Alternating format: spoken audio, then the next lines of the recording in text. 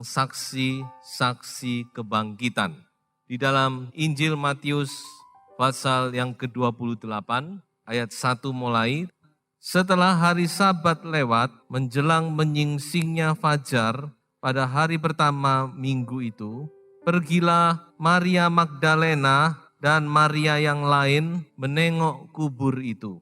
Maka terjadilah gempa bumi yang hebat, sebab seorang malaikat Tuhan turun dari langit dan datang ke batu itu dan menggulingkannya, lalu duduk di atasnya. Wajahnya bagaikan kilat dan pakaiannya putih bagaikan salju. Dan penjaga-penjaga itu gentar ketakutan dan menjadi seperti orang-orang mati. Akan tetapi malaikat itu berkata kepada perempuan-perempuan itu, "Janganlah kamu takut, sebab aku tahu kamu mencari Yesus yang disalibkan. Ia tidak ada di sini, sebab ia telah bangkit, sama seperti yang dikatakannya. Mari, lihatlah tempat ia berbaring, dan segeralah pergi dan katakanlah kepada murid-muridnya bahwa ia telah bangkit dari antara orang mati. Ia mendahului kamu ke Galilea, di sana kamu akan melihat dia. Sesungguhnya aku telah mengatakannya kepadamu." Maka mereka segera pergi dari kubur itu dengan takut dan dengan sukacita yang besar, dan berlari cepat-cepat untuk memberitahukannya kepada murid-murid Yesus. Puji Tuhan. Tidak kebetulan bahwa setelah Yesus bangkit dari kematian, Yesus menampakkan diri kepada beberapa wanita. Jadi wanita-wanita inilah yang menjadi saksi kebangkitan yang pertama dan juga pemberita kebangkitan. Wanita-wanita inilah yang memberitakan berita tentang Yesus sudah bangkit. Wanita yang dipakai. Kita akan melihat mengapa kok wanita. Memang sepertinya ini khotbah untuk kaum wanita, saudara ya. Tapi cocok untuk kita semua. Mengapa wanita? Bukankah pria itu dikatakan sebagai pemimpin, pria itu yang dipilih menjadi rasul, tapi mengapa wanita yang dipakai oleh Yesus? Berita kebangkitan, justru wanita yang pertama-tama menyiarkan, saudara-saudara. Ini ada beberapa arti. Wanita itu memang di dalam Alkitab adalah sebenarnya lambang dari gereja Tuhan. Jadi gereja Tuhan itu di dalam Alkitab dilambangkan sebagai wanita. Karena gereja adalah mempelai dari Kristus.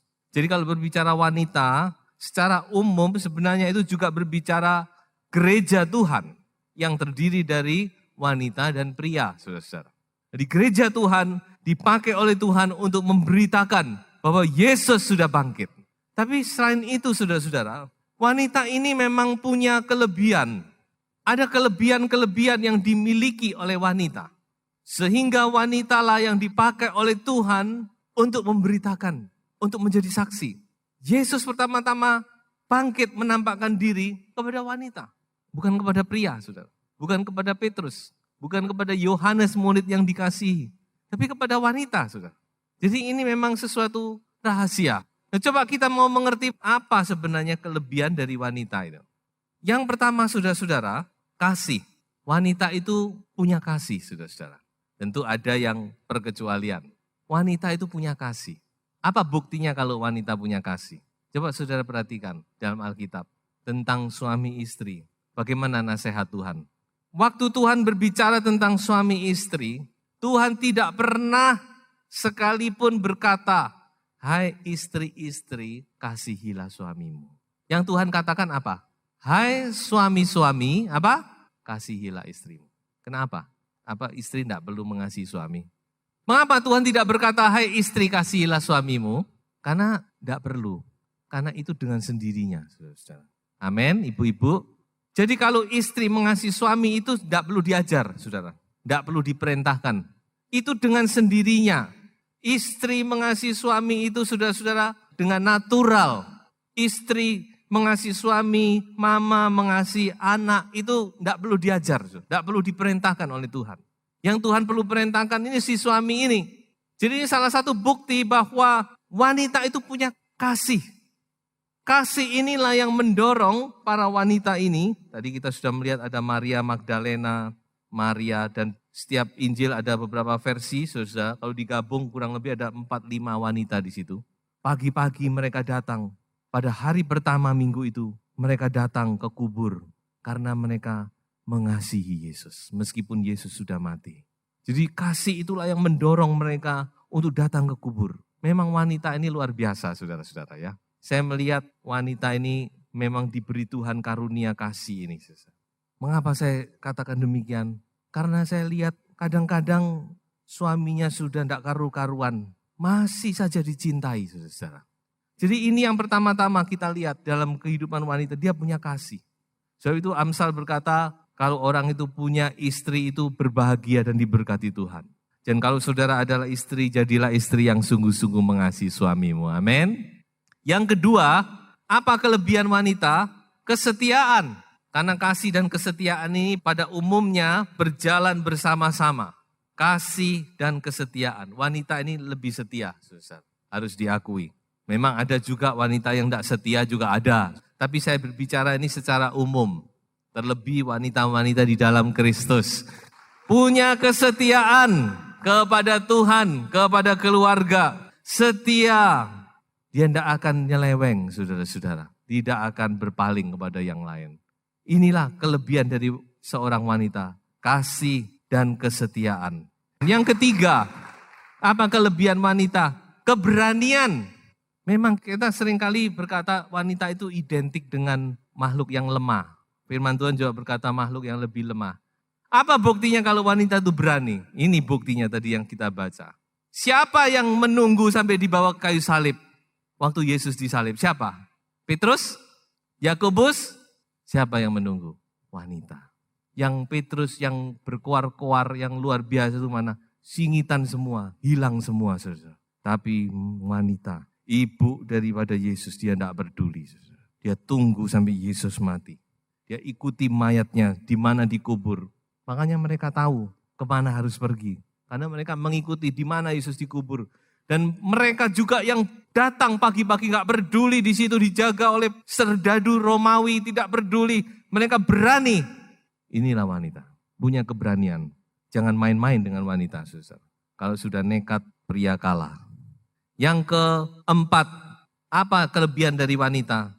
Kerelaan. Kerelaan untuk apa? Kerelaan untuk berkorban. Wanita ini memang dia rela. Salah satu contoh saja. Salah satu contoh, mungkin saudara tidak pernah berpikir. Dalam rumah tangga, marga siapa yang dipakai? Yang melahirkan anak siapa? Tapi yang dipakai marganya siapa? Pernah enggak ibu protes?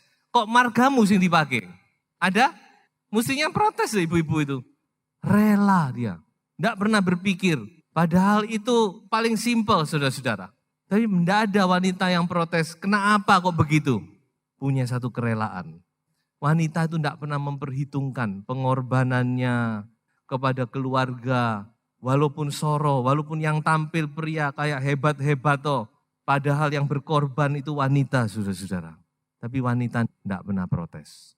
Kalau kita lihat orang-orang yang sukses, di balik mereka itu yang berkorban itu istri-istrinya. Tapi tidak ada satu istri pun yang protes. Dia rela bersembunyi di balik suami. Rela suaminya yang dihormati. Tapi dia tersembunyi. Karena kesuksesan seorang pria itu didukung oleh istri. Yang kelima, saudara-saudara, apa kelebihan wanita? Wanita punya kepekaan. Banyak kelebihan, tapi saya ambil 5 aja. Mengapa kok wanita itu peka? Karena wanita itu perasaannya lebih lembut, lebih halus. Perasaannya lembut inilah yang membuat dia menjadi lebih peka, lebih bisa menimbang segala sesuatu. Ya betul. Memang tidak selalu benar, tapi lebih banyak benar daripada salah. Salah satu contohnya Pilatus. Waktu mengadili Yesus, wanita, istri yang memperingatkan Pilatus, hati-hati terhadap orang ini, hati-hati. Sebaiknya kamu jangan ikut campur. Aku karena orang ini aku tidak bisa tidur semalam. Peka dia. Jadi banyak hal saudara-saudara, kalau suami-suami itu mau menerima pertimbangan istri, selamat. Banyak hal suami-suami itu terjerumus, keliru jalan. Karena apa? Karena mengabaikan pertimbangan istri. Jadi saudara, ini ada sesuatu hal yang khusus. Tuhan memberikan pendamping yang luar biasa kepada para suami. Itu adalah belahan jiwa. Jadi kita melihat ada 5 kelebihan wanita yang harus dimiliki dan harus dioptimalkan. Kasih, kesetiaan, keberanian, kerelaan, kepekaan. Tapi tidak adil kalau tidak ngomong kekurangannya. Bukan berarti wanita tidak punya kekurangan. Kalau mau bicara kekurangan pasti ya, pria juga punya kekurangan tapi juga punya kelebihan. Wanita punya kelebihan juga punya kekurangan. Kira-kira kekurangan wanita apa? 2 saja. Yang pertama emosi dan kedua perkataan. Emosinya labil memang, tapi kita harus mengerti saudara-saudara ya. Itu juga karena fisik, hormonnya berubah terus. Tapi hormon wanita itu ada 2 saudara. Kalau pria cuma 1, hormon wanita itu 2 terus selang-seling setiap bulan selang-seling. Naik turun. Apa enggak kira-kira kalau saudara pria-pria jadi wanita enggak marah-marah juga? Nah, makanya wanita itu lebih emosional. Ya itu kita harus mengerti. Lalu ya itu tadi yang kedua itu ya, perkataan. Pas kombinasi yang baik ini susah. Pas emosi, pas gak ngontrol perkataan, maka peperangan terjadi. Coba saudara-saudara, kedua hal ini ya wanita kendalikan dengan baik. Ya memang kalau mau dibilang tuntas full 100% itu sulit. Memang pembawaan. Tapi Amsal juga berkata banyak bukan? Kalau tinggal dengan istri yang suka, itu seperti kita tinggal di rumah yang bocor. Nggak seneng tinggal di rumah, aduh bocor, mana gini basah lagi, plafonnya basah. Makanya dikatakan wanita kita harus juga bijaksana.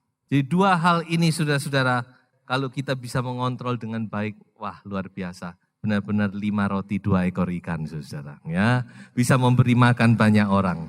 Sungguh, saudara wanita-wanita, saudara sudah punya 5 potensi. Kalau ditambah 2 ekor ikan ini, wah saudara menjadi berkat. Memberi makan 5.000 orang, laki-laki. Bisa menjadi berkat banyak orang.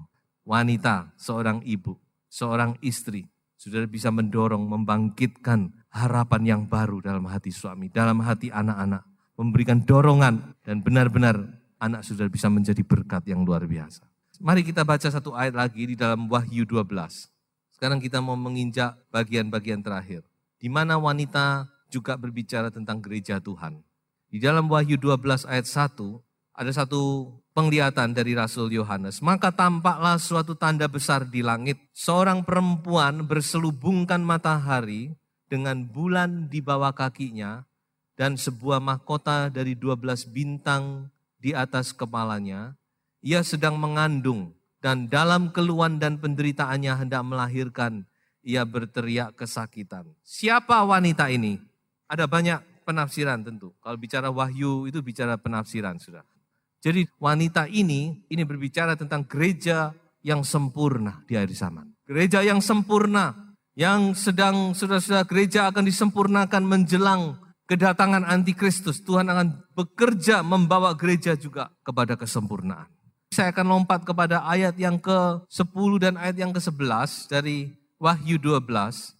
Dan aku mendengar suara yang nyaring di sorga berkata, sekarang telah tiba keselamatan dan kuasa dan pemerintahan Allah kita dan kekuasaan Dia yang diurapinya, karena telah dilemparkan ke bawah pendakwa saudara-saudara kita yang mendakwa mereka siang dan malam di hadapan tahta Allah, dan mereka mengalahkan Dia oleh darah anak domba dan apa?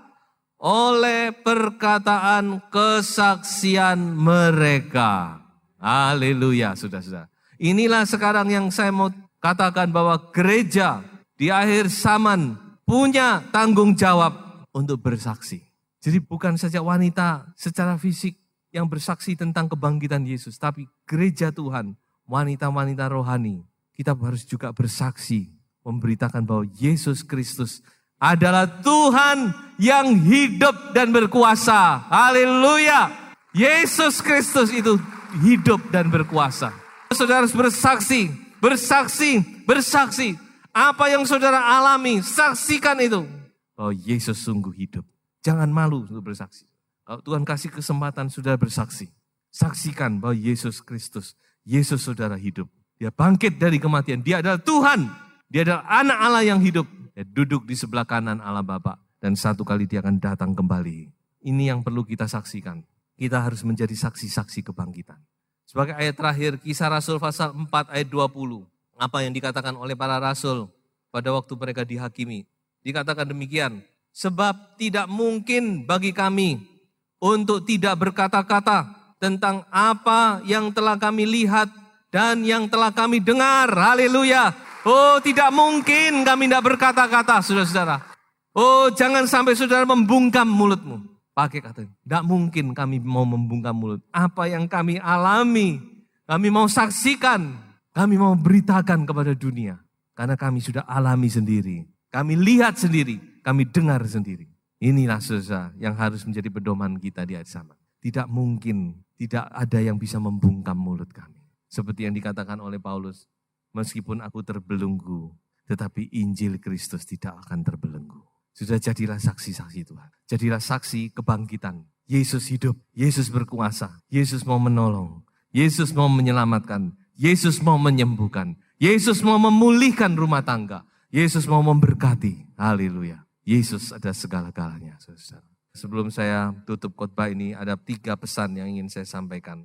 Yang pertama, bagi wanita-wanita, sekali lagi saya katakan optimalkan potensi yang ada dalam hidup saudara. Saudara sudah mendapat karunia. Yang kedua, pesan untuk pria, hargai wanita. Jangan usah ngomong mencintai dulu, hargai dulu. Karena kita tidak mungkin mencintai yang tidak kita hargai. Kalau barang ini sudah tidak hargai, sudah anggap ini barang tidak berguna, barang murah sudah tidak akan ambil. Tapi kalau saudara hargai, ini luar biasa. Yang ketiga, jadilah saksi-saksi kebangkitan. Saudara, ini untuk kita semua. Kita adalah saksi. Tuhan percayakan itu. Saksi itu dalam bahasa Gerikanya adalah marturia. Dari kata marturia ada kata martir. Saksi itu kita harus berdiri teguh. Bahkan sampai tetes darah yang penghabisan. Dan tidak akan goyah. Bahwa Yesus Kristus adalah Tuhanku. Dia adalah juru selamatku. Dia adalah penebus dosaku. Tuhan memberkati.